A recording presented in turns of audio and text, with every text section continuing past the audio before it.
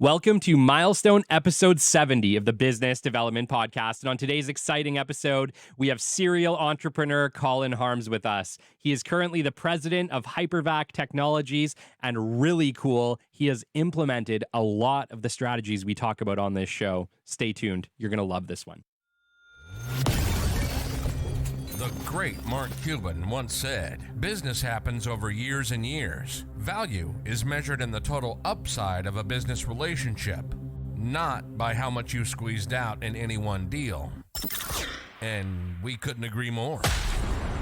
This is the Business Development Podcast, based in Edmonton, Alberta, Canada, and broadcasting to the world.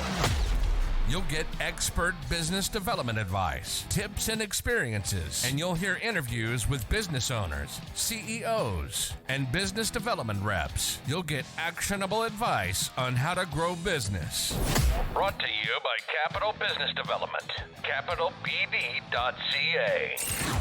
Let's do it. Welcome to the Business Development Podcast. And now your expert host, Kelly Kennedy. Hello, welcome to episode 70, Milestone episode 70 of the Business Development Podcast. And I am super excited for the guest we have today. It's a listener of the show. He's been with us since the very beginning, and he has implemented all of our business development steps to great success. Today, we have Colin Harms. Colin is a serial entrepreneur hailing from Lethbridge, Alberta. He embodies the value of hard work and determination that was instilled in him by his family from a young age. His journey in the world of business development has been nothing short of remarkable. Starting as a dishwasher and evolving into a lifelong mentorship that spanned an incredible 35 years, his mentor, a successful restaurateur, taught him the invaluable lesson of showing up every day and going the extra mile. Lessons that would shape Colin's future. Colin's career took unexpected turns, from managing restaurants before the age of 20 to selling food products to restaurants for a national provider. However, his pivotal moment came when he joined BFI, a garbage company, and grew to love nurturing customer relationships and saving accounts over the next 17 years. Concurrently, he ventured into real estate, becoming a licensed agent in Alberta in 2008. Building a successful career through strong relationships and strategic planning. In 2020, Colin's entrepreneurial spirit led him to acquire Hypervac Technologies, North America's leading air duct, truck, and portable vacuum manufacturer, during the onset of the COVID-19 pandemic. Despite having no prior knowledge of the field, Colin's curiosity and dedication led transformative success as he navigated the complexities of business ownership during uncertain times. Colin's story is a testament to perseverance, adaptability, and a relentless pursuit of growth, making him a valuable guest on the Business Development Podcast, where he will inspire you and educate listeners with his unique journey and wealth of experience. Colin, you know it's a pleasure to have you on. Thank you for coming. Thanks for having me. I really appreciate it. Dude, when you reached out to me and let me know, you've been with me from the beginning. Frankly, I appreciate you immensely because you have been a vocal fan of the show since the very beginning. And I mean this, me and you started talking for the very first time on February 25th. I couldn't have had 4 episodes at that time. And I appreciate you immensely. And, along the way, you've provided me a lot of encouragement. You're one of those fans who's definitely reached out and let me know that I'm doing a good job. And I appreciate that immensely because it's such a lonely world, the world of podcasting. You don't hear from too many people. So I appreciated that. And I think it was my 21st episode. You sent me congratulations, you've made it to the top percentile. And I was like, what? I had no idea. But he sent me this super nice TikTok video that was explaining that if you had 21 episodes or above, you were in the top percentile of podcasters. So it's been, we've been doing this journey together. It's not just you. Oh, goodness. Yeah, it's awesome. But, you reached out to me, I think it was about 2 weeks ago. And you said, Kelly, look, I've been implementing all of the steps. I've been listening to all of your shows and working on implementing each one of the lessons in it. And we've been having amazing success. I've now switched to 100% business development. I've hired an operations guy to kind of do what I was doing. And now I'm doing this full time. And it's awesome. And I was like, okay, you got to come on the show because we have to hear your story. And then I want to know what it was like to actually implement this for your business and for our listeners to understand how to do it. Sure. Should we start at the beginning? Absolutely. Take me back. Take me back to the very beginning. Okay, let's go back to 1988. That is my birth year, Colin. so so now I feel a lot older, Yeah, just a little. but I'm 50. So here's how it all started, and it was pretty exciting. And I think my entrepreneurial spirit started that day. My mom had taken me into a restaurant to pick my brother up because he had quit his job. Yeah. And we were sitting there, and the owner of the restaurant came over and said, "How old are you?" He just looked at me. He said, "How old are you?" And I said, "I was 14." And he said, "Do you need a job?" And 10 minutes later, I was washing dishes, literally. Wow. Which was amazing because I had one goal in mind. I had 2 years to save up some money to buy a car. Yeah. I'd be turning 16, and my dad made a deal. He said, "Son, whatever money you have, I'll match it when you turn 16 Yeah. and you buy a car." So we fast forward 2 years, and the day I turned 16, I said to my dad, "Here's the address. I found this car. We need to go buy it." And I said, "It's $3,400. And he said, "Well, you don't have $3,400.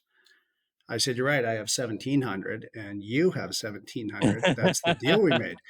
And true story, my dad had to go get a loan for the Oh, wow. 1,700.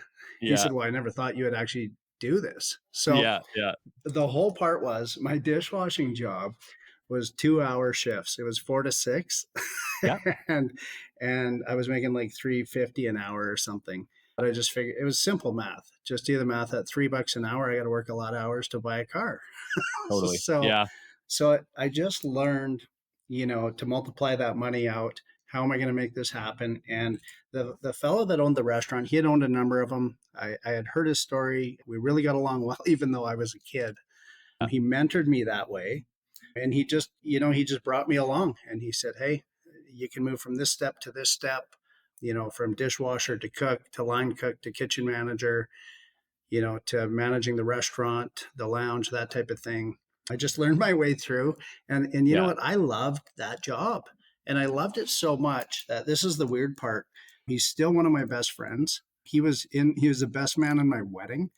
And people said, "Is that your dad?" I'm like, "No, he's just, my dad was the one doing the ceremony because he's a Yeah. pastor."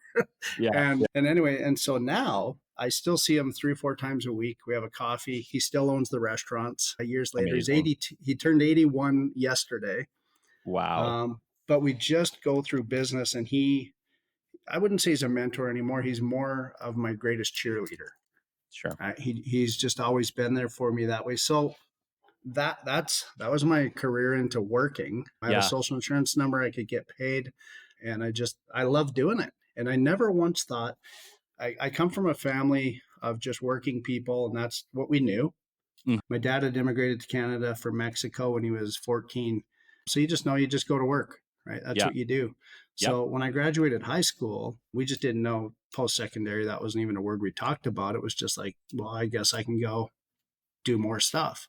Yeah. So that was my restaurant experience, which led into, and you can, whatever, just cut me off or do whatever you have to as we're going. I had a conversation with a guy that sold food to the restaurants. I was his customer, and he said, "Hey, I'm leaving my job. I think you should apply for this job. You would be really good at it." And so I applied. And I remember, putting on my dad's suit, I think, and driving up to Calgary to this big office and having an interview. Yeah. and I get this job.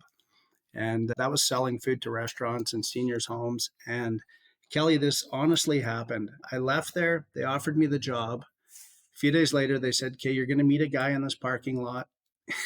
He's going to hand you a laptop and a list of customers to go see. Yeah. And you just go fulfill their orders." Yeah. So that was like Wow. the day it all happened. And so I took it. I'd never had a laptop. I felt pretty cool. I had a pager. Yeah. Didn't know how to use any of that stuff. And you know what, though? Just such a great experience. Like I Totally. love the company. Like Yeah. I loved working there. I was proud to work there. That was back in the day. If you were a customer sales rep or distributor sales rep, they called us. We had to wear a tie every day. Yep.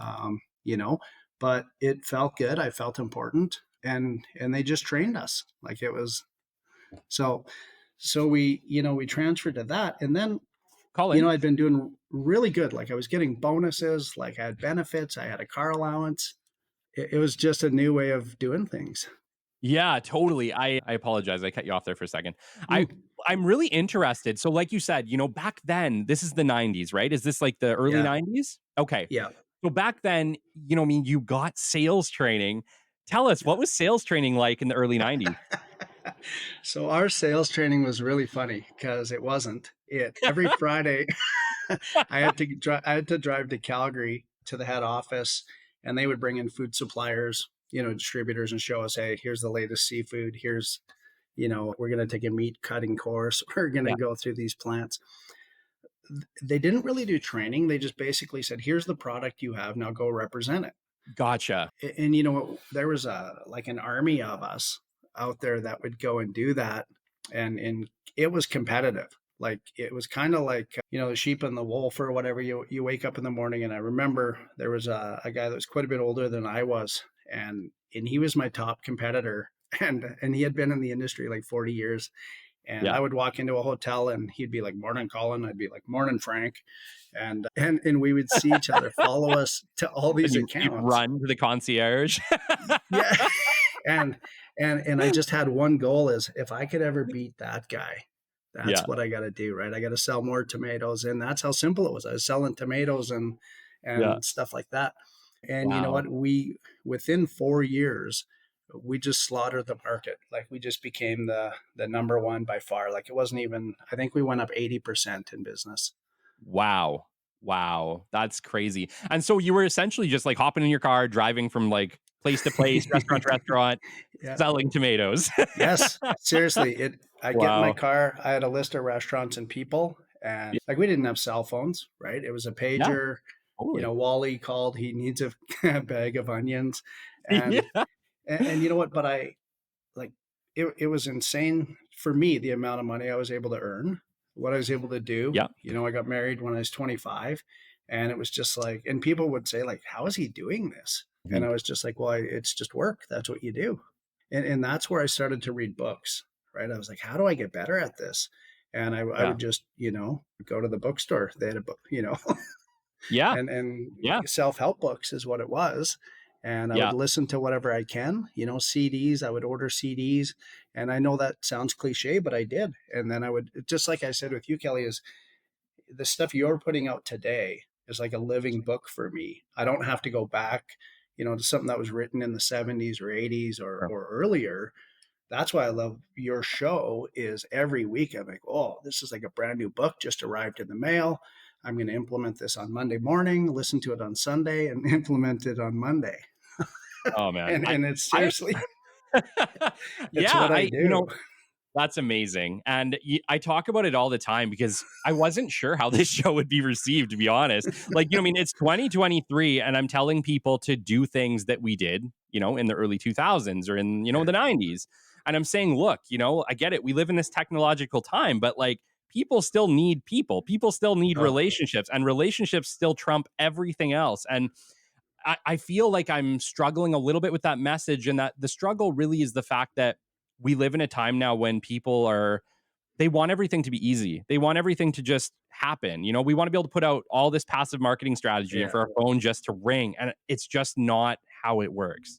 Maybe one day, but we're not there today. I agree 100%. And you know what? It's that whole relationship building thing. Like, so when I was in that job with a food distributor, I had come across an ad again. Paper ads were everything, right? Yeah, I remember. And there was an ad advertising for a sales position with a with a garbage company. And that's Yeah.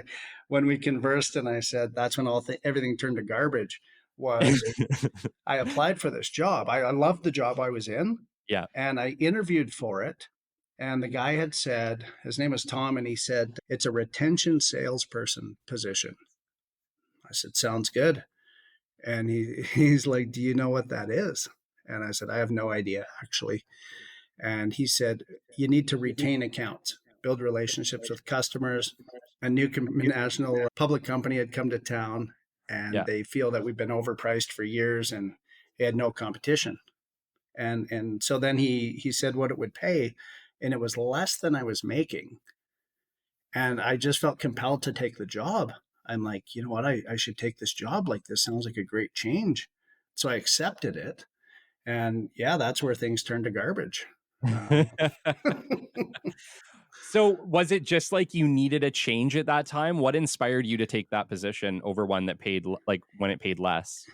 yeah, like I was a little redundant. Like it was more door to door, but restaurants, hotels, hospitals, that type of thing. I was selling the same case of tomatoes every week for Yeah. 4 years, and it was good, right? And then, I'm selling Campbell's soup literally, right? And I'm winning these trips, and I'm doing this stuff, and I'm like, I'm not really getting ahead. Like I kind of looked at it and said, well, what more can I do? I could become a sales manager. I could have a team under me. At that time, I didn't want to move away from Lethbridge. We were having kids and stuff, and Yeah. so I just said, you know what? Maybe I'll try a different job. And I think that's the entrepreneurial part of me was Sure. it's I always use this thing as if it's Wayne Gretzky. I'm a big Oilers fan, and Yeah. we'll get into that when we talk about Hypervac. I look at a guy like Wayne Gretzky, and when is the best time to retire? Is when you're at your absolute peak, right? I really believe that is Yeah. if you're an athlete or if you're going to sell your business, I don't think you wait for the downturn, right? Mhm. Like if there's opportunity or offers or whatnot, you really need to consider it. And so that was me at that job. I'm like, oh, I think I'm at the top of my game. Yeah. I want to go play for a different team. So I got into the garbage world, Yeah. and I was mesmerized by it. One was people said it's mafia run, and I'm I've sure heard that some of too. it Is it? was. I think it is. I did do a trip to New York, and it's pretty different. um, but once again, there's these corporations out there that Yeah. would take a guy that I had a grade 12 education. They never once thought of that because most of them, maybe it is mafia, just grew up on the streets and make it happen. Yeah. But you know what, Kelly? They honestly, here, come in here and you're a retention salesperson. Okay. So I just start retaining accounts and building Yeah. relationships. And I did that. And then it was like, what more can we do? And then our company got acquired. And so there was an asset freeze. And I was so young, I didn't even understand what these things mean. And they're like, that means we can't buy equipment. And at that day, we can't buy garbage bins, so you can't actually sell. So Yeah. you're going to have to, go up to Calgary and see what they can help you with. So I said, well, what if I get my license to drive these trucks? And then I can help out that way. Because we weren't allowed to do anything while the company was being taken over. Sure. So that was the day I called it like the Schwann's ice cream. Like I had a picker truck full of garbage bins, and I would just drive farm to farm and sell them. And Yeah. I would pull in with a bin and say, hey, do you need garbage removal? And we built up quite a business doing that. Wow. The business was acquired, and I ended up staying with the company, the existing company, and Yeah. they divested a bunch. And then I worked my way into a promotion for operations manager. So I did that as well as sales. Business development wasn't a thing back then like it is Sure. now. Yeah. You just kind of shoot from the hip and go. And you know what? And then fast forward, like I was there 17 years. Three mergers happened, and I stayed for all of them. And then in the latter years, I watched as things were divested. And I'll use an example. Like today, I could wake up and I would have normal workplace, and tomorrow I wake up and 400 people across the board were let go, right? Wow. Because there's just synergies and people are gone. And you come from oil and gas. Yeah. I'm- I know and the drill. so I wondered if, like, when is my day coming? Like, I worked my way up to a district manager, and then we're operating a landfill, which I knew nothing about, but learned about it. And then May the 4th, 2017 came. I just left the night before. I was at an Oilers playoff game. I drove late in the night, and I got the call, hey, when are you going to be in the office? I said, oh, I should be there right away. What's up? And I pulled up, and it was kind of like a movie. Oh, today's the day. Mm. And I walked in. I walked down the hallway. I looked in the boardroom, knew which guys were sitting there. Yeah. And 10 minutes, I was back outside. Oh, man. And so I phoned my wife, and I said, hey, I just got let go. And she's like, from what? And I'm like, Yeah. well, my job of 17 years. Wow. And she says, "What are we going to do?" And I go, "Whatever we want." Mm-hmm. And Mm-hmm. you know what? I don't know why, but I felt like it was the greatest thing that ever happened. Not Best to thing. say, I didn't have a lot of questions and, Sure. why now? Like, why no lead up to this? What are we going to do? It just meant to me is I can go do whatever I want. Yes. Right. Can I pause you there for a sec? Yeah. There's 100%. a lot of people that losing a job after 17 years would be emotionally destroying, just soul Right. crushing. How were you able to take a positive spin on something like that? 17 years of your life, that's a Yeah. long time, that's half your Yeah. career. Yeah. And when you lose your job and you were able to spin it, is that just who Colin Harms is? Or I, I, how were you able to do that? I think it is. And I think it was part of what, I was developing my mindset to be ready for anything. I'm a human being. So in that 17 years, in a bunch of acquisitions and people leaving and good friends, you make a lot of good friends Totally. because your friends are your business. I think I was just prepared.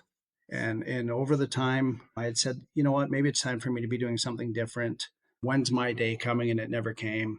And then I was always involved in real estate as well, right? I was doing that as a side hustle, I guess. And I said, you know what, I'm just gonna dive in and go for it. And always wanted to buy a business, right? Had some small startups in there, personal coaching, which we had talked about offline, that type of thing. Always helping people, always wanting to do more on the side or at night or on the weekends. And Kelly, honestly, I just thought this is the greatest day ever. But when my wife got home from her work, she wasn't thinking this is the No. greatest day ever. Like 100% security was done, right? Like Yeah. the benefits were cut off that day. Like there was no more paycheck. I'm it's not like we're sitting on a pile of cash, but I knew I just needed to hit the ground running. Sure. And I remember making phone calls to, friends and business acquaintances and just saying, "Hey, this just happened." And I said, "This is really exciting, like in a weird way, but I can't wait to see what happens." Yeah. And and I don't want to go into the details, but the way I was let go and whatnot, it kind of ends on any corporate story that way. The next 2 years, I was fighting them, I guess, in a way on a severance. And at the end of the day, where it ended was they said, "You're like 42 years old. In the last 2 years, I had to produce all these records for them. Yeah. You've actually made more money than when you were working for us. So let's just call it a day." And and I said, "Okay, I guess I just walk away." And you know what? I did. And they said, "If you walk away and you sign this piece of paper, there is no coming back." And I said, "Yeah, 100%. Why would I ever come back? I'm not that guy." Yeah. And you know what? It felt great to walk away and be done with it. And yeah, the rest is history. Yeah. You appear to have done pretty well for yourself, despite it. Yeah, and Oh I've had a goodness. number of people, that I worked with that it's happened to them since, right? Yeah. And just like you said, like not the same situation, like really devastated. Some never recovered, Yeah. right? Like mentally, they're kind of spinning out of control, and it is devastating for them for sure. And then I try to like help them and walk them through it. And how can we get you going somewhere else or on a new path? And it's not really that easy for everybody. No. I don't think I have any advantage that anyone else has other than I wake up every day and know. And I mean, I've sent you messages early in the morning Yeah. just because I wake up every day knowing that no matter what happened yesterday, tomorrow's a new day. You know what I think is the difference? And I'm not hating on people that just take a career position. If that's you and that's your life, absolutely. I power to you. There's nothing wrong with that. But I think you put a lot of value and trust in other people when you do that. And the person that you need to have the most value and trust in is yourself, right? 100%. Like, and I think when you're a career person, if something happens at the business, it's happening to you. Somebody's doing that to you. But correct me if I'm wrong, Colin, but I feel like you took accountability for your life at that moment. And you said, look, whatever's happening next, I'm going to make sure that it happens under my rules. Yeah, that's exactly right. And I implement that every day, even now, because I mean, we run a real business, right? It's a living, breathing document every day. Lots of great days, lots of not great days. But no matter what happens, that's just what you have to do, right? Totally. Roll with the punches. We make mistakes. I make mistakes. And how do I not do that? And actually I find myself every day, almost every day I go home and I walk my dog and I reflect on what could have been done different. But the difference is I'm 100% accountable to me. Yeah. So when something goes wrong, I can't hide and say, "Oh, I guess that'll go away. Sorry, we lost that account. We'll get another one." Every one I lose is actually impacts me, Yeah. right? And it's a direct result. So I can either sit there and let it go away, or I can do something different and go after it tomorrow. Yeah. Yeah. Yeah. You can You make know, a choice every day on what action you're going to take. If you're a business owner or an employee, you can choose, I'm either going to put in the effort today and make it different, or I'm going to do the same old and just coast. Right. well, and We all have to choose. yeah, and I heard one of your, I was listening last night again to your question and answer period. And one thing you said that really hit me was if you're doing business development and you're cold calling, and you said, I think it went, if you call somebody and you don't get an answer or you get a rejection, it doesn't mean that's forever, right? You said Yeah. pause, give them a week. I love the way you said it. Give them the week off Yeah. and call them the week after. And I'm like, yes, that's exactly it. Like, Yeah. but I think what happens even in our life, we hit a roadblock and we just stop, right? Yeah. And then I'm going to implement that one into my life, even where no, shoot, like I don't have to just stop. Like I'm just going to give that a week off, and I'm going to revisit it in a week. Even a personal thing I need to do, right? Like I got off track on something. Well, Sure. give it a week off and come back a week later and hit it again. And that's business development, but that's also personal development. Like it's so much deeper than just account management, right? Yeah. It's like personal, if that makes sense. I don't want to confuse it, but to Yeah. me, No. that's It, how I it does. took it. Yeah, absolutely. Yeah, I think what I was kind of getting at with that was you don't want to be a pushy person. The reality is if you call somebody, you miss them and you got to leave a voicemail or you get them and Yeah. they're like, "Hey, I'm super busy this week." No big deal. Like sweat off your back, man. Like don't Yeah. take it personally, or if they say, "Hey, I don't know if this looks like a good fit, but you really want this company." That person is just one person. There's still lots of other people you can Yes. reach out to at that company. Just because you get a no from one person doesn't mean that you need to give up. It just means Right. you need to try someone else and maybe give it a week. Well, and I think that's such a integral part of business is when you're looking at a problem even, right? It's I love it when people say no, like people that work with me. They're like, "Oh, that can't happen." How come? Well, that just won't work. Well, how will it work? Like, how about we look at another thing? Yeah. And then it's a little bit like I'm a dog on a bone, right? Yeah. Well, how can we do it faster? And like I was saying to you as well, because I watched this show like pre World War II, and they were doing it then. So I think in 2023 we could do better. Yeah. Like, don't tell Yeah. me no, Yeah. Yeah. Absolutely. right? Yeah. Honestly, I don't think, and we talked about this before. I don't think there's anything that people can't do Oh, if they choose to do it. If they choose to try, I don't think there's almost anything that we can't do as humans. So 100%. it's just making that choice. And whether you choose to quit your job and start a business or whether you choose to, crush it and make 20 sales calls today, the only thing stopping you is you making the decision, That's right.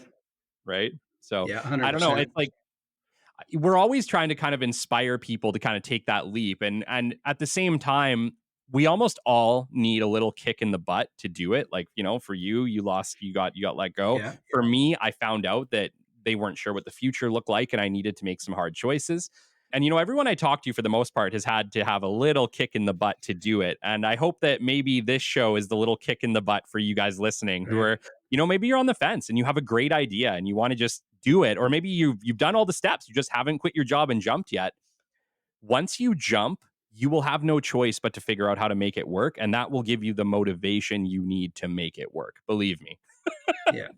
Yeah. I agree 100%. And we had touched on offline on Nike says just do it, which is great. They make billions of dollars off that slogan, which Yeah. I think is is garbage.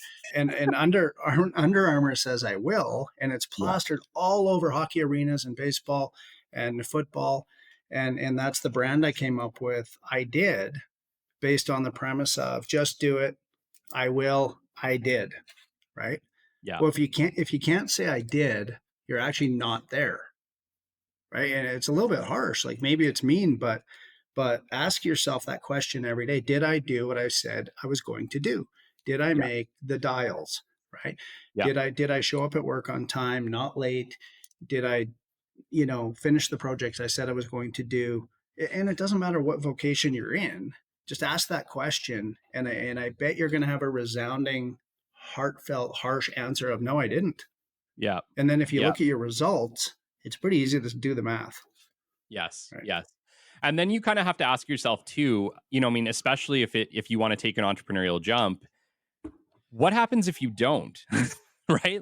How are you going to feel about that if you never act on it? If you never take that step? Are you going to be happy? Are you going to be able to live with that decision? Because you're going to have to. That's And right. so sometimes trying something and maybe it not working is still better than never trying it at all. And you got to kind of juggle that in your head. Oh, and you know what? I'll use an example. Back, I was reading a Calgary Sun, and in that Calgary Sun, there was an ad that said SMS text messaging. This is before we did it like we do today. And it Yeah. was for real estate. It said, text this code, receive information. And so I said, holy, this is amazing. I can't believe this could actually happen. So I went home and I contacted the company and I said, I want to do this. Right? I want to do this, but I actually want to own the company. Yeah. And so we got chatting, and I put a couple of guys together, and a couple months later, we owned the franchise for Western Canada, but we had Wow. no idea what we were doing. Right, so we put this money in, Yeah. and we were doing presentations, and we got some things going, some things, not a lot. Yeah. Lost more money than we got going. I'll put it that way, and I ended up walking away from it, and now I look like, geez, there's a hurricane in Florida, and then you can text this number to the Red Cross and give money. Well, I'm thinking, geez, I guess I could have been a billionaire by now, but Kelly didn't have his podcast, and I. Oh goodness, yeah. No, but I'm honestly, worried about who my Kelly is going to be that didn't have the podcast. Well, isn't it true though? Like those, if I look at over the things like you said, if you don't try it, or you're going to regret it, right? Yeah. I've tried, right? I had an inkjet filling store that I tried with some friends, and it turned out okay in the end. A great experience. That's what I keep telling my wife. It was a great experience. Yeah. We didn't lose anything, but we learned a lot. And she always says, but we didn't gain anything. I'm like, well, not financially, but experience is worth the world. Right. True. And then we had the text business that I walked away from and left it with my partners. And those guys haven't done much with it. And I wish they would have.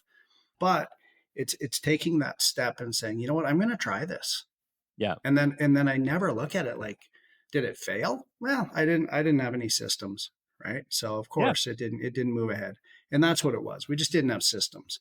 And I just keep on trying those things. If you could do it again, you chatted about systems. If you could do it again, or if we're talking to an entrepreneur who's maybe struggling, they don't have any systems, and they're wondering why their business isn't growing, or they've hit a peak or a cap and they don't know what the heck to do. Do you have any advice for them? I do. I could speak to myself even right now, because we're implementing these systems weekly. Do whatever you have to do. Talk to whoever you have to talk to. If that means bringing other people on board with you, don't wait another week. Immediately start doing it, because what you're going to do is try to do it yourself. But here's the harsh reality. You don't know, or you'd be doing it. And that's me looking in the mirror. If I don't know it, or if I can't get past a hurdle, I have to get help. Yeah. Right. And that doesn't always mean you got to have pockets full of cash, right? Or you're going to go borrow a bunch of money. Start phoning people. Like Kelly, when I started reaching out to you on your podcast, I needed something, right? It was like a genuine, and I'm telling you the truth, like I'd finished reading the book Traction and started implementing it. And I'm like, man, like Kelly is traction, but real life, like every week. the book gets delivered and I can implement these things. And I'm not just saying that to you. I've sent you messages. Yeah. Had I had those systems before, I'd be a lot further than I am now. Yeah. But Yeah. on the flip side, and that's one of your words, on the flip side, Yeah. I wouldn't have the experience I'd have right now. True. And it's like sometimes knowing what didn't work is almost more valuable than knowing what does. Because at least you're not repeating the same mistakes over and over and over again. I agree. Like it's such a good point. Is we talk with our staff all the time as well, right? I don't care when I really don't care when we have problems or things go wrong. Yeah. But I do if we repeat it. Yes. Right. But it's going to repeat itself if we don't deal with it immediately. Yes. Right. So that's part of those systems, right? Do we have a system in place? And so for all the entrepreneurs out there, you're hitting a roadblock, or you just don't know what to do next, or you wish you would have, or you wish you could have. You know what? Yeah. I'm not going to tell you to just do it. Change it to an I did, right? At the end of today at 5:00 on Friday, ask yourself, did I do these things? And write them down. And you know what? When you realize that you didn't, you get tomorrow. Yeah, you talked about writing them down, and I love that, Colin. I talk to so many people now, especially younger people, who are like, "Yeah, no, I don't. No, I first thing asked, do you guys keep a notepad?" Well, no. Yeah. I have my phone or I have my computer, and it's like, no. Go get a notepad, and at the beginning of every day, I want you to write, your company you're working for. Nice, I love it. Colin showing me his notepad. Write down the date and things to do today, and start listing the most important things that you need to do today. And I think you're going to find you're going to be able to list 4, 5, 6 really, really easily. And if you can try to accomplish those things, sometimes having a list of something that you can check off is incredibly motivating. It is for me anyway. And so I don't start a workday now without having a things I need to do today with like between 1 and 10 things that I like to check off as I go. And what I like to do is I put the things that I'm in business development. I've been doing it forever. I still struggle with cold calls. Like, you're not alone out there. Nobody wants to sit down at a desk and be like, all right, today I got to crush out my 20 calls. Yeah. But if you get it done and you just start, they get easier and easier and easier and easier. Like, I can't tell you how many times I sat down, Colin, and I was like, I don't want to do this today. I do not want to make these calls. But I got through the first 5 or 6 calls, and suddenly 7, 8, 9, 10 is gone. You're at 15, you're at 20, and next thing you know, you did 30. Because once you get started, it becomes easier and easier and easier with each one. But the hardest call is those first 5. So just get them out of the way, and you're going to find you're going to be able to crush them out. But that's almost anything you do that you don't like doing. If you just start it, you're going to find that you're probably going to finish it. Yeah. Well, and you know what? One of the things, my wife and my kids are integral in my success as well, because it's their success, is my daughter brought me this sticker, and she says, Dad, put this on your computer and I'll show you. It says slay the day. Love it. Or slay your day. Slay your day. Yeah. Because she hears me all the time say that, right? Get up, slay your day. Let's go, right? And we were talking about planners and writing notes. And these are just things I had on my desk. Like, I had no idea what our conversation would be.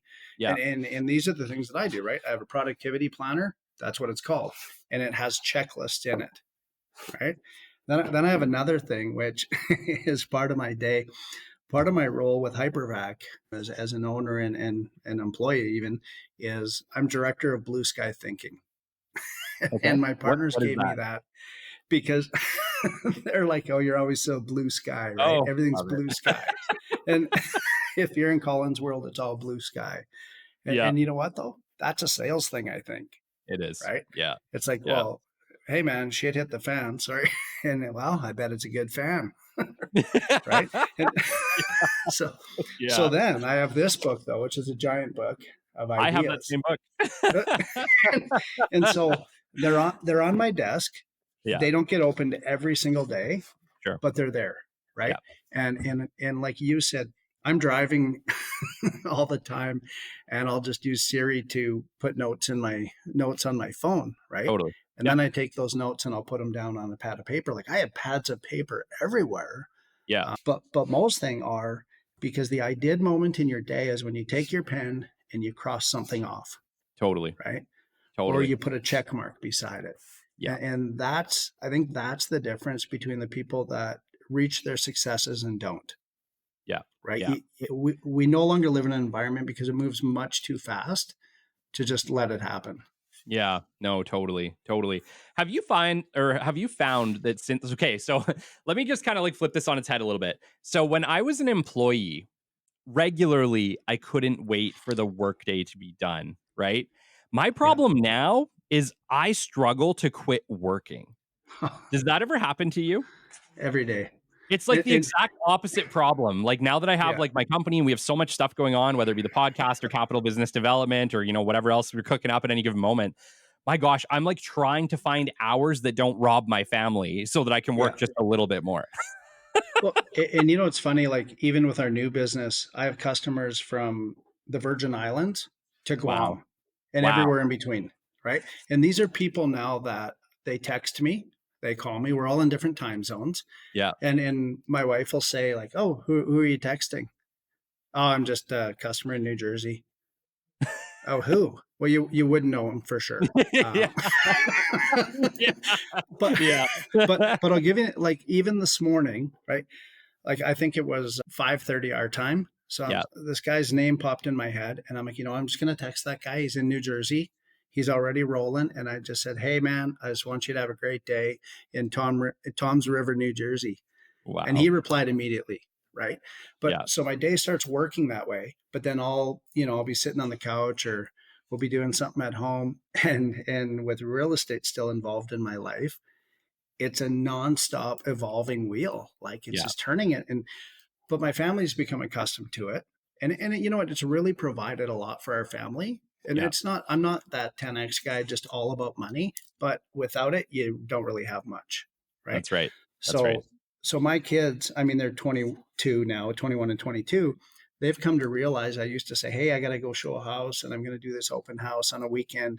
But the result is we're going to go to Disneyland. I always Yeah. had something attached to it, Yeah. but that was more for me too, Sure. right? Because I knew what I could make happen. All I have Yeah. to do is go work a little harder. I just have to be, That's right. and always having business involved, I work to be very strategic and I don't know if it's multitasking or just using my time properly to make it all happen and still get home, still go to my kids' games, which I always did. I was at every game. Yeah. Yeah. No, totally. I totally agree. And I find too, talking to you and like kind of reading over a lot of the questions that we had before the show, you start your day quite early. Yeah. I actually, my alarm, this is funny you say that because I just changed my alarm today. It was set for 4:20 and I Yeah. changed it to 4:19 because I'm not a 4:20 guy. Yeah. I thought about it and Yeah. because I was like, what if somebody says, "Oh, I get it." And I'm I like, get it. no, Yeah. that's not me. Yeah. But Yeah. Yeah. but honestly, so alarm goes off at 4:19 Yeah. and I'm at the gym by 5 and I just go to a boot camp, but I do it 5 days a week. And so my day starts early. Yeah. Right. And people are like, "Well, why do you don't have to do that?" And I'm like, well, I just like some weird thing in my mind actually tells me that I actually have a coffee in my hand by 4:47. Right. Yeah. I've done or sorry, 5:47. I've done my workout.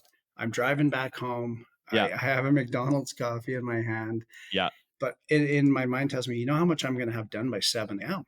Mm-hmm. Right. And then Yeah. it's like, and I have freedom. Like there's tons of freedom in my life. Like I don't punch a clock. Right. But Sure. I probably put 10 to 12 hours in a day throughout my day. Yeah. But I never once, like my wife will say, "Do you ever get tired?" And I'm like, "I am tired." And she's like, "Well, you're not stopping." And Yeah. Yeah. but I don't look at it. I think, and I don't want to sound cliche. If you do what you love, you'll never work another day in your life. Well, True. there is Yeah. a lot of validity to it, right? There is. Yes. I have customers that will fly in and they'll say, "Hey, I realize you're not open on weekends, but I work all week, and could we fly in and meet you on a Saturday for an hour?" Yeah. Sure. Saturday, if it ends in Y, it's another day, Yeah. right? Yeah. So, so to me, it doesn't really I matter. understand. If that answers your question, right? Like Ugh, it's yeah. real, but Yeah. and if there's something I don't like, I've now, I'm an entrepreneur and I work for myself. I have some partners. I look at like negative things like, okay, how do we fix them? Right? Or is it ever going to be positive? Maybe not, but how are we going to move on from it? And Yeah. I compartmentalize it and move on. We don't revisit it, right? I really hone in my skills on not bringing up the dead stuff, right? If it's Yeah. gone, it's gone. I can't change what happened yesterday. I can only Yeah. change to what's ahead of me, and I focus on that. Yes, and you talked on compartmentalization, and I think when you're in business development, and I mean, if you're struggling with your mental health, 100% find help. I completely agree. Yeah. Life's tough. I've been through some shit. Mm-hmm. Life is tough sometimes, Mm-hmm. and if you need help, go get it. But however, there is a flip side on the business development side of it where you have to put on a bright face. You have to put on a pretty face for the world. And it fair or not, it doesn't really matter. It's just unfortunately the way it is. And That's right. so, it can be really tough, but sometimes compartmentalization can definitely help. And I know that I've done it plenty of times in order to do my job Yeah. on a day that was tough. Well, and you know what? It's cliche too, but fake it till you make it. I've changed it till face it till you make it. Yeah. Right? Yeah. Face what's ever in front of you until you make it, and then you move on. And I have a friend or associate that's going through a tough time in business right now, and I heard this week that things aren't going well for them. So I've just made it a part of my day as I fire him a text every morning. Hey man, things are going to get better, and he just sends back a little blurb or whatever, right? Yeah. But it's that thing on how can I help people that way get to more just fulfilledness or happiness or get over that next hurdle, whatever it may be, because that helps me, Kelly, right? Like Yeah. it honestly, when I send those texts, I'm not doing it to get a pat on the back. I'm doing it to help somebody because when I help somebody, it's helping me.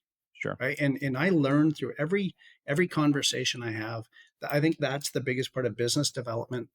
I have the opportunity to talk to a variety of people, Yes. right, from all over the world, literally, and not just I'm not going for the sale. I want to know who they are, Yes. right? Like what makes this relationship tick, and what's going to make it go off like a bomb, right? Yeah. Like how do I stop that from happening? Yeah. And Yeah. Well, and then that's it. And if you can establish those relationships, it can give you an opportunity before the bomb blows. yeah, Right? Like a lot of companies don't realize that if yeah, you don't have a relationship with your customer and something goes wrong, you're probably just going to lose the customer and you're not going to know why and they're never going to tell you. If you have a relationship well built with that customer, they will likely notify you when they're unhappy, why they're unhappy, give you an opportunity to do better and fix that or resolve that yeah. situation. And then they'll be thankful that you did. And then they'll keep you as a customer, right? But if you haven't taken the time with good account management to establish that relationship and to build a trust and a friendship, the opportunity is gone and you lose a fortune, frankly. Oh, yeah, for sure. And I have so many examples of that happening in the present day, even right, right, Yeah. where but I think being a business owner versus employee, my mindset is different where I need to fix this, Yeah. right? And I realize they're not all going to stay and they don't all stay. They're not, and maybe we fire some customers as well, which we've had to Sure. do. But it's how do we do that? Continue on in our day. Today I'm going to hit noon. What's going to happen at noon? What's going to happen tonight? And just when those things happen, how am I going to react to them or respond to them? Yeah. Right. Yeah. And in every situation's different. So I have to have a variety of, I don't want to say it that way, of tricks in my bag. Like, what am I going to do to deal with this? Yeah, yeah. And I think importantly, how do we resolve a situation to a customer's satisfaction? I think as Right. businesses, sometimes we can decide that this is good enough. Let's give them this, and that will make this problem go away. But Yeah. you have to understand that if you try to resolve it your way without their input, you did not resolve it to their satisfaction, and you could have bent over backwards in your mind, but to them it wasn't what they wanted. The communication wasn't there, and maybe what they wanted was even less than what you gave them, but ultimately it wasn't what they wanted.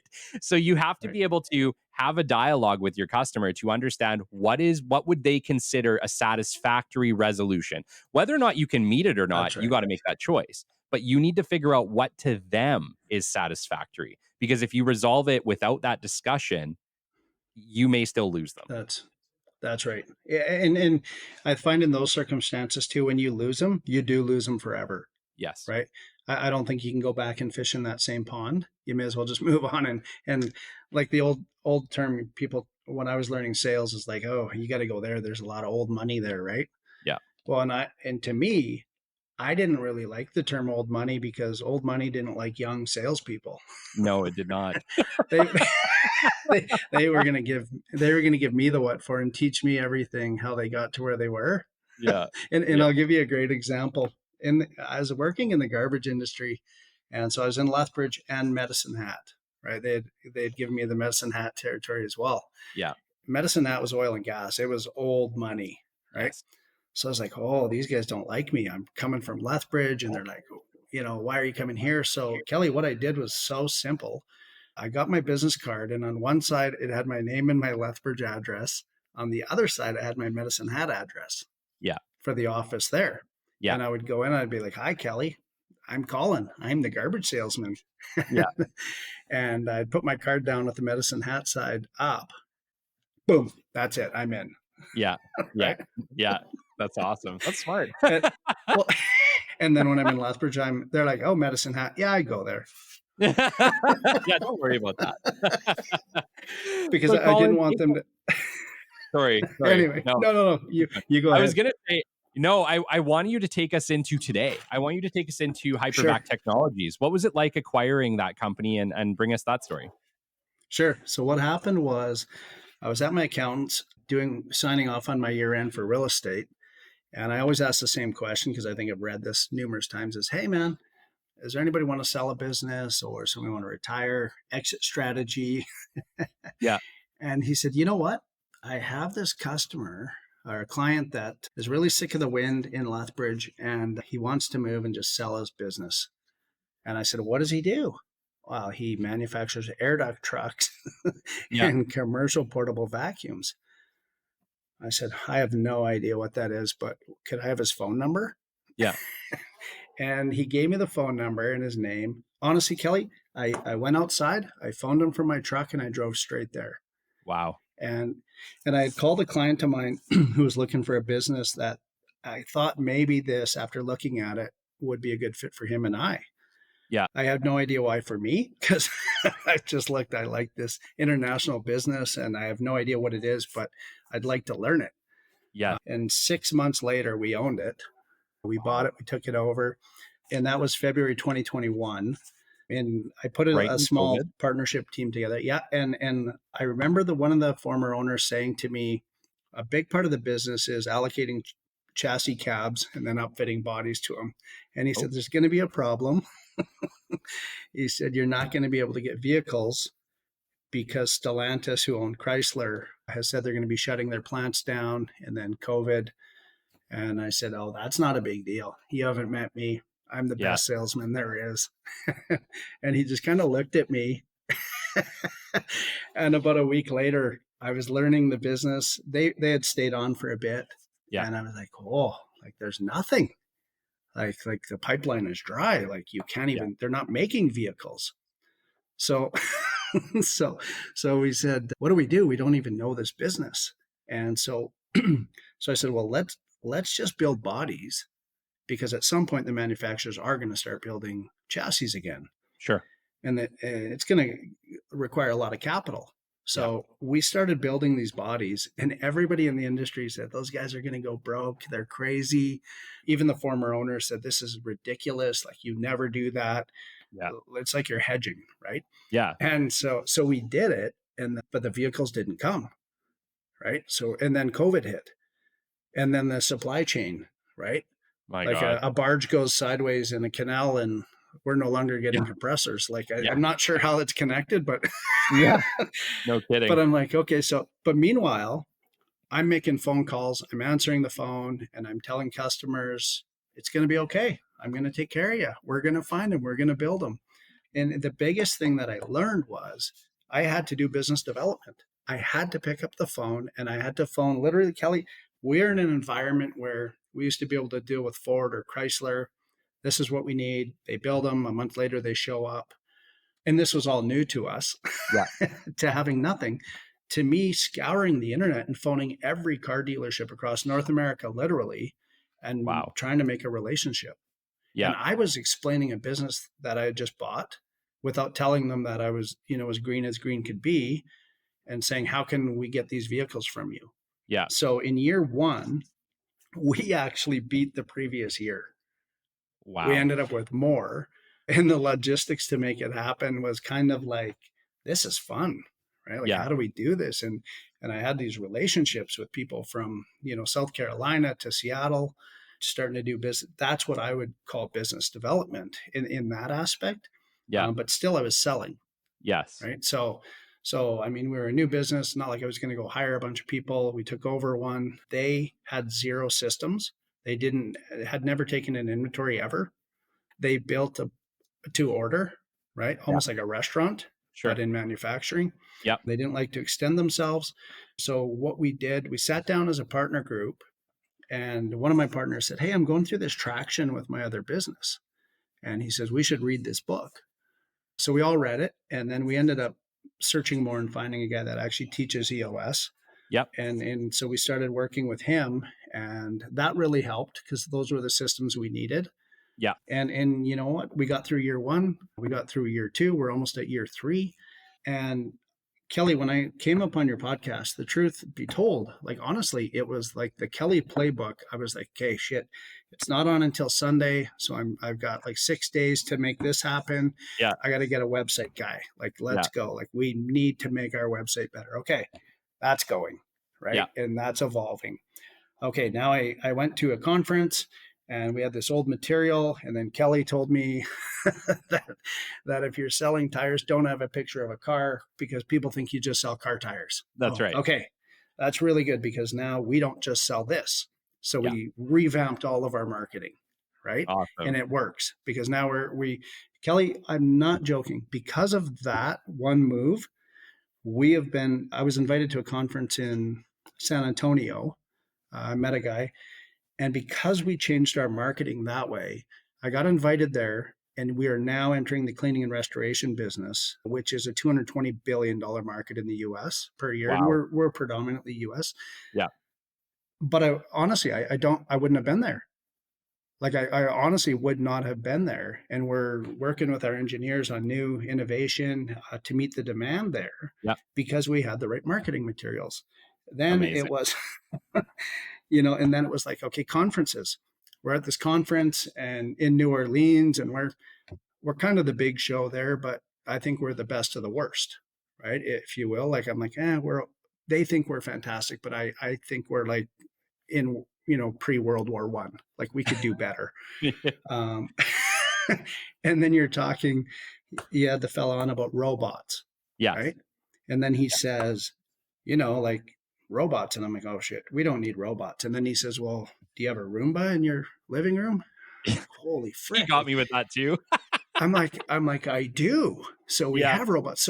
So I come back to the office and I'm like telling the story about the Roomba.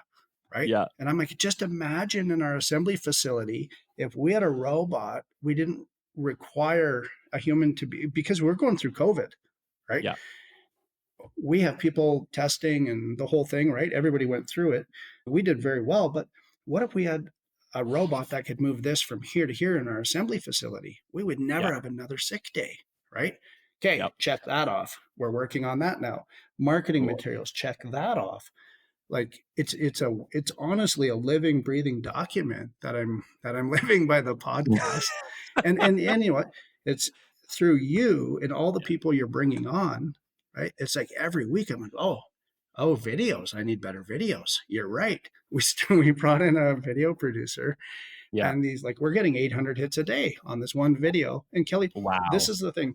In the world of truck manufacturing, we did a video, and this is going to be super boring for people, how to grease your whale-tailed door latch. Right? But someone's going to need 800 hits the first day. Awesome. I'm like, you know what? That's preventative maintenance in that world, right? Totally. That's going to save them money and time and everything else.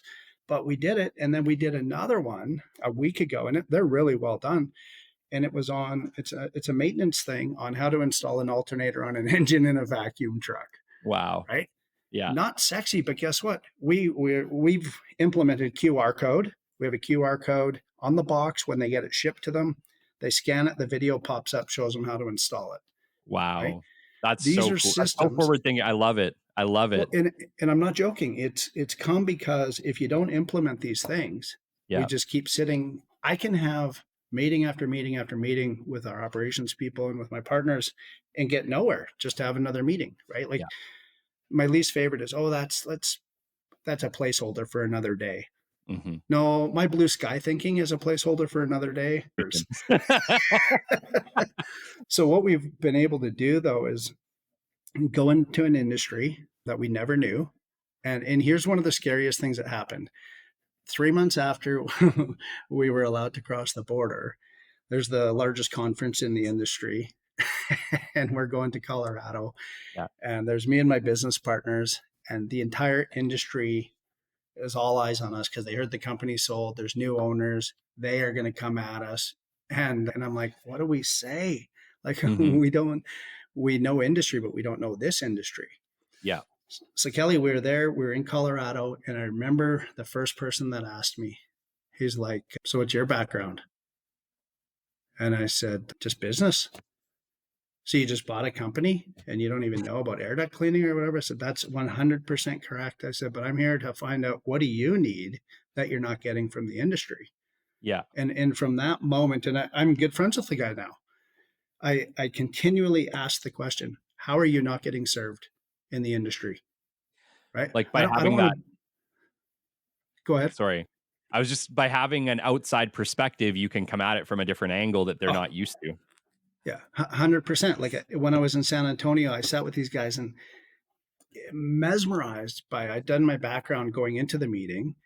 And these are people that outside of my realm, where they look at it and they go, it's the American dream, right? If we can have one, we could have 600 locations, and they go do it, right? I always say the Canadian dream is somebody said, I'd say to you, hey, Kelly, this is the best thing you could ever imagine. And you say, well, what's in it for you? Right. Okay. But the American dream is, what's in it for all of us. Yeah. Right? And it's Yeah. a different perspective. Interesting. So I go down there, and these guys are like, oh, we have 600 locations. And I'm like one company? Yeah, we have 2,000, right? ServPro, we have 2,000 locations, right? And so I sat with them because they're asking me, they're not judging me. And I finally just started saying, what is it that you're not getting in the industry? Is there something? And they started just opening up, like, well, we go to our supplier and they supply the same thing and it breaks at the same point, and we know it's only going to last this long. And so I that's the business development part, is like, I'm like reaching out and saying, well, what could you do? So I'll give you a very quick example. Hurricane season is huge for these companies, the restoration companies. And I just said to them, well, okay, you have a hurricane, you're going to do mitigation. What don't you have? And they just start telling me. And I'm like, well, is nobody supplying this? No, we've asked so many times, and they're like, this is what we got. Oh, okay. So I don't have to compete for this business Yeah. to start, right? It's Yeah. one thing to innovate and have to compete, Yes. right? It's another thing. It's not that I don't have to compete, right? But it's, nobody's listening. And I think everybody, like even everybody listening to the show, I bet if you go in your own industry, I bet people aren't listening. Yeah. Right? Like, who's asking the question? They're bidding an RFP and they live in an RFP brain. Well, that's what it is. They told me exactly what they want. Yeah. Well, what are the things around? Like, it's like, read between the lines. Like, what do they really need? Because when you can serve a market that's in between the lines, I think that's where the real money's made as well. Yeah. Right? Yeah. The differentiators. So anyway, Yeah. that's, and I think I put it in my questionnaire with you, is I kept calling ourselves a disruptor, right? And I got a little bit of heat back from some customers. What are you doing? You're doing the same thing. It's what everybody's always done, right? And then I heard somebody say, what separates you from your competition? And that's when I said, you know what? We don't want to be a disruptor. We're going to be a separator, right? Yeah. We're going to be Yeah. so far separated from them, they don't even know, right? That's right. That's right. Yeah. You need to find your niche always, right? Like the money's in the niches. Oh, it is, right? That's right? that's where it is. What you're good at and focus your time there and do it. Right. You did something, Colin, that most people would advise you not to, which is start or buy a business that you don't have experience in.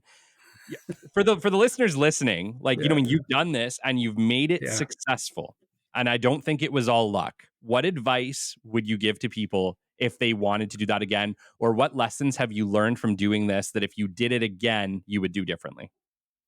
I'll start with the lessons.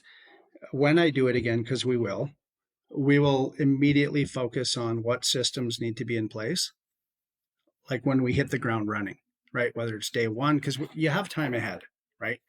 You have time ahead to plan. So when you take over that business or you start one, if you think you're going to add systems as you go, it's probably going to give you a whole lot more sleepless nights than you need. Yeah. Just put the systems in place. And if there's a playbook, like I'm going to encourage Kelly to make a Kelly playbook, right? And seriously, like show an ebook, I don't care what it is, just make it, diarize it. You're Yeah. going to start a business or you're going to buy one. Here's the parts that you need, chapter 1 to 12. If Sure. you do these things, you can build them the way you need them for your business, but that's the number one thing. And if you're looking at something, maybe stop looking at what's right in front of your face, right? Like if you're an entrepreneur, all I can do is encourage you. It doesn't matter if you're going to have an excavating company or a manufacturing company or a coffee shop, just do it. Like get out there and do it. If you understand business principles, you might actually change your life completely by trying something that you never thought possible or even knew. I had no idea what air duct cleaning was, let Yeah. alone how do you manufacture the trucks that do it. Amazing. And it's kind of funny because now when I tell people in my sphere, they actually say, Harms, what the heck? I'm like, I know, you should come check it out. and we just built a new building, and you should see it, Kelly. Like it's phenomenal. That's so And cool. it's just that pride of ownership and that what can we do next and how can we move it to the next level. Yeah, that's So, amazing. And you said you have like a ton of international customers, hey? Like yeah, most of your absolutely. business is in the US, you said. In the US, and we just shipped out a large order to Saudi Arabia as well. Wow. My Yeah. gosh, the logistics in that. Yeah, and I'll tell you one quick story. I got a call, and the guy said he was from Guam, Yeah. and I was Googling while he was on the phone, and I'm like, oh, that's in the middle of nowhere. And he said, I'd like to buy a truck. How fast can you provide it? Yeah. And I'm like, okay, I've gone from how do I cross the border with COVID to selling a truck during COVID into Guam. Amazing. Kelly, we did it. Wow. Within 3 weeks, we had a truck delivered. I figured out how to get it to the port in East LA. And then from East LA, it's going to go into a container and it's going to get shipped there. And now I'm headed to the Virgin Islands in a month. Oh. They got decimated and it's not good. Yeah. But in that industry, they've invited us down there. And I'm going to see what kind of business is down there. And they actually asked a quick question. They said, Colin, do you have anybody that can train people on how to use this equipment? And the guy that I hired to replace me has 15 years experience. Yeah. And so I phoned him. I'm like, hey, Kent, do you want to go to the Virgin Islands? Yeah. and Working vacation. Absolutely. and I said, well, we're going. I'm Yeah. coming and I'm going to do business development and you're going to train these customers. Mhm. And like, it's like just this crazy opportunity, right? To go into that niche market and help them, right? Because they're in time of need and they don't know how to do things or what to do. But Kelly, just think of the opportunity. What else is there? And I'm going to come back going, there's all these untapped industries. Yep. Right? Yep, absolutely. I also want to touch on something that I think people might be a little bit shocked about right now. Sure. The fact that you are the owner of the company and you are doing 100% of the business development. I think people seem to think, well, I'm the owner. Why should I have to do that? Why should I have to do the business? I'll just hire somebody to do it. But, why did you make that choice? Why didn't you just hire somebody to do business development, Colin? I think because I love it. Yeah. And in part, so my business partner, John, he's the operational side. Yeah. And I just said, you know what? And honestly, I'm not joking. It's since February when I started listening, I kept saying to my business partner, I'm like, I got to get just straight business development. Like I said, business. And I kept telling people, I actually remember telling somebody somewhere, did you know business development is not sales? And they're looking at me like, what are you talking about? And I'm like, it's not. Like I was so enamored by this. I'm like, I've been doing this all wrong. Like I need to flip the switch. Yeah. And so what I did was I invited the guy that I hired to the conference, the one conference. And I said, hey, do you want to come to this conference? We'll pay for you and you can help represent us. And I'd kind of had his background, and he said, like, really? I said, yeah. So it was like a live interacting interview, right? I'm going to see how he does. Yeah. And we got along. Like, I'm going to go have beers. How does he act? Right? Yeah. How does he treat the customers? Right? Through a Hypervac shirt. And we got along great. And then a few months later, I said, hey, you know, this is what I'm thinking. Do you want to come down, hang out for a week, talk about it? I didn't want to just hire somebody and then say, okay, here's how it's going to go. Right. Sure. And so we did. And then, yeah, I said, you know what, even as one of the owners, I'm the business developer. And you Yes. know what, that ties in with my blue sky thinking is I love that role, right? Yeah. Director of Yeah. business development. And that's And why I'm that. I love it. I absolutely love it because I always talk about how business development is totally one of the best jobs in any Yeah. company. And the fact that you own this company and you've still chosen to do the business development is like the perfect Yes. representation of that. And I would also argue that any business owner, you are ultimately in business development, whether you like it or not. On one level or not, you need to get proficient on some level with business development because you are representing your company everywhere you go. And it's important that you know the steps. Well, and you know, even in my real estate business, which I still have, right? I took those same steps in implementing systems, and now I have a realtor working with me, right? So I can work on the business development, Yeah. right? I no longer have to do, you know, all those evenings and weekends. It's he's doing it, learning. So he's doing it and learning, and I'm earning, right? Yeah. Yeah. Yeah. Like your real estate, do you do industrial real estate? Yeah, but that's kind of my plan with the person that's working with me is taking over the residential. Yeah. That's very time and just a different business. Sure. And then through my sphere of influence, I have like, I thought, should I get out of it or should I keep doing it? And I have all these clients that want me to do it, and I like doing it, I enjoy it. But the commercial realm is more banker's hours, Yeah. right? So Yeah. I can fit it in, I can meet them for lunches, I can do it. It's not the show and tell type thing. Yes. It's the ROI, 100% ROI, Yeah. and Yeah. And it's two different marketing ideas as 100%, well, right? You have B2B and B2C. What 100%. is your experience in kind of navigating both of those spaces? Because they're quite different. They are different for sure. I find, and maybe I don't know because outside of Alberta that much, that it's 100% a mindset thing even there with your client, right? Like, so business to business is one thing. It's not as personal, I guess. Yeah. But then now I have these commercial clients in real estate that it's personal, right? And I've moved it to, I think, a positive thing where if you were my client, you can text me or call me, and it's more on a, hey, yeah, no, yeah, right. It's Yeah. not this. I have to put a suit on and I have to look a certain way and I have to go to the country club versus the regular golf course. Yeah. I think we've moved past all that, Yeah. where it's you know what, let's just do business, and I have your best interest in mind. Yeah. And guess what? That's what's going to feed my best interest. Yes. Yes. And I think, like, we didn't really touch on it, but, you're implementing a lot of the principles and it's awesome. And they 100% do work. But I also want to kind of chat to everybody who's listening, who's, implementing some of these things that we chat about on this show.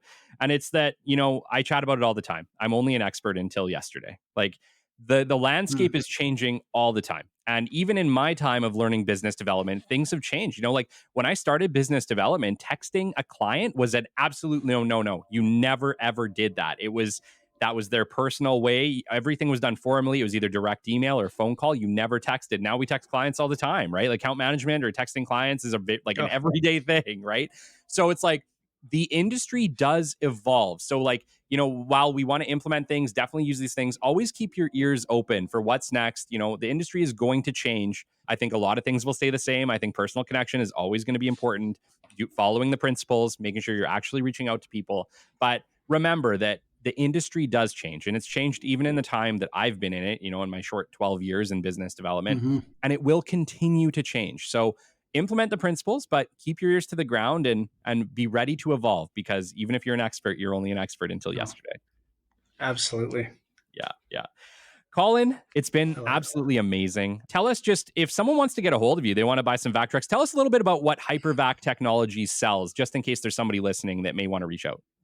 Sure. We manufacture air duct trucks. What that is a vacuum truck designed to come to your business or your house and indoor air quality, improve your indoor air quality. So our predominant customer is HVAC, heating, ventilation, air conditioning customer. We see a lot of new people, janitorial, cleaning companies, that type of thing, independents getting into the business, sole proprietors. And yeah, if you want to reach us, hypervac.com. That's the easiest way. And we're always available. Social media, we're like social media gurus. We're all over it, and we do an insane amount of business in North America because of it. We had a lot of comments, like even our TikTok. We are a TikTok company. It's insane if you go on there and watch us. So just look up Hypervac. Look myself up, Colin Harms. You can call me. My cell number's on there. You can email me. I will respond, and even text me. I'll text you back. Awesome. So if they want to buy a complete vac truck, or if they just want to buy like the complete unit to put on an existing truck, you can do that as well, correct? Yeah, 100%. And we also have the number one, and I'm not tooting my own horn, but it's validated, the number one portable electric vac out there. It's like a mini truck, if you will. Very cool. Very cool. So check them out on our website. How big is it, Colin? Can it fit in like a standard truck box? Yeah, 100%. It's only 5 feet tall, weighs 150 pounds. And then there's some ancillary tools you'd need in a compressor. But most people will use a high top van or something like that, a cube van or small vehicles. Even our truck footprint, it's a non-PTO drive. So it has a secondary engine itself. And they're put into small, 7 by 12 foot body, which we make. But yeah, it's a very small footprint. And that's why they're the number one truck in North America by far.